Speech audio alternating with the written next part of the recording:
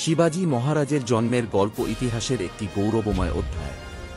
তিনি মারাঠা সাম্রাজ্যের প্রতিষ্ঠাতা এবং ভারতের অন্যতম শ্রেষ্ঠ যোদ্ধা ও শাসক ছিলেন। তার জন্মের গল্পটি ভারতের ইতিহাসে গুরুত্বপূর্ণ স্থান অধিকার করে রেখেছে। শিবাজী মহারাজের জন্ম 1630 খ্রিস্টাব্দের 1 ফেব্রুয়ারি পুনের কাছে শিবনেরি দুর্গে। তার পিতার নাম ছিল শাহজি ভোঁসলে এবং মাতার নাম ছিল জিজাবাই। শিবাজীর পরিবার ভোঁসলে বংশের অন্তর্গত ছিল, যা মারাঠা সম্প্রদায়ের একটি সুপ্রসিদ্ধ বংশ। শিবাজীর শৈশবকাল শিবনেরি দুর্গে কাটে, যেখানে তিনি তার মা জিজাবাইয়ের কাছ থেকে ধর্মীয় শিক্ষা এবং সাহসিকতার প্রেরণা পান। জিজাবাই ছিলেন অত্যন্ত ধার্মিক এবং সাহসী এক নারী।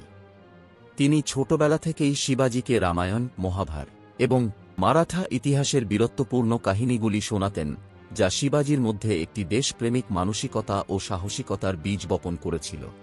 শিবাজী মহারাজ পরবর্তীতে কৌশল, বীরত্ব এবং প্রশাসনিক দক্ষতার মাধ্যমে একটি শক্তিশালী সাম্রাজ্য প্রতিষ্ঠা করেন।